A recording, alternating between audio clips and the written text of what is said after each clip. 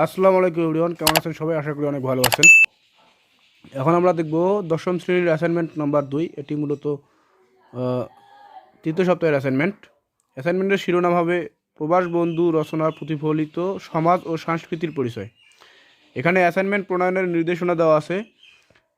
পাঠ্য বই থেকে প্রবাস বন্ধু রচনাটি পড়তে হবে। কাজের ধাপ দেওয়া আছে, সমাজ ও সংস্কৃতির ধারণা দিতে হবে। প্রবাস বন্ধু অবলম্বনে আফগানিস্তানের সমাজ ও সংস্কৃতির পরিচয় দিতে হবে। বাংলাদেশের সঙ্গে আফগানিস্তানের সমাজ ও সংস্কৃতির তুলনা করতে হবে। প্রবাস বন্ধু রচনার লেখকের যে রসবোধের পরিচয় পাওয়া যায় তা লিখতে হবে। তো চলুন আমরা মেন ভিডিওতে চলে যাই। শ্রেণী দশম, বিষয় বাংলা, অ্যাসাইনমেন্ট নং 2, তৃতীয় সপ্তাহ 2022। অ্যাসাইনমেন্টের শিরোনাম হচ্ছে প্রবাস বন্ধু রচনার প্রতিফলন সমাজ ও সাংস্কৃতিক পরিচয়। ক নং প্রশ্নের সমাধান। সমাজ ও সংস্কৃতির ধারণা নিম্নে উল্লেখ করা হলো। সমাজ বলতে মূলত এমন এক ব্যবস্থাকে বোঝায় যেখানে একাধিক চরিত্র প্রতিষ্ঠা করে একত্রে ব্যবসায়ের উপযোগী পরিবেশে গড়ে তোলা। মানুষের ক্ষেত্রে একাধিক ব্যক্তি একত্রে হয়ে লিখিত কিংবা অলিখিত নিয়ম কানুন তৈরি করে এরকম বসবাসকে সমাজ বলে।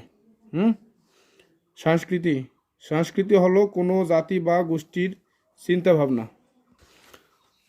আচরণগত দিক নির্দেশনা, পোশাক, ভাষা, খাদ্য, ধর্ম, সঙ্গীত, অঞ্চল বা ভূগোল ইত্যাদি সমষ্টি। অর্থাৎ মানব সমাজে বসবাস করতে গিয়ে শিল্পকলা, আচার আচরণ, উৎপাদন কৌশল, আইন, আদালত, নীতিমালা ইত্যাদি অর্জন বা সৃষ্টি করে তার সমগ্র সমষ্টি হলো সংস্কৃতি।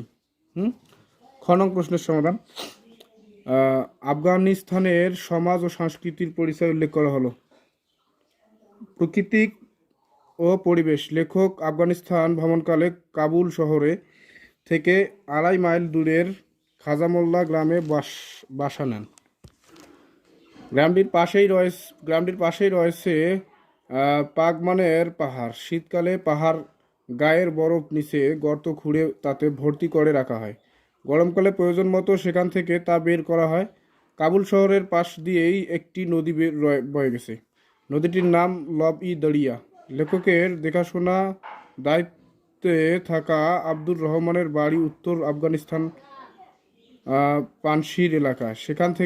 সেখানে শীতকালে টানা কয়েকদিন ধরে তুষারপাত হয়। সেখানকার মানুষের চেহারাও তীব্র শীত ছাপ স্পষ্ট। সব মিলে আফগানিস্তানের প্রস্তরভূমি ও বরফ শীতল জলবায়ু আকর্ষণীয়। খাদ্যাভ্যাসের ধারণা। এই রচনায় আফগানিস্তানের ভোজন বিলাসের দিকটি অত্যন্ত সুন্দর হাস্যরসাত্মক তুলে ধরেছেন। বাসা নেওয়ার প্রথম দিন লেখকের জন্য রান্নার আয়োজনের যে বর্ণনা আমরা পাই তা সত্যিই অবাক করা হওয়ার মতো।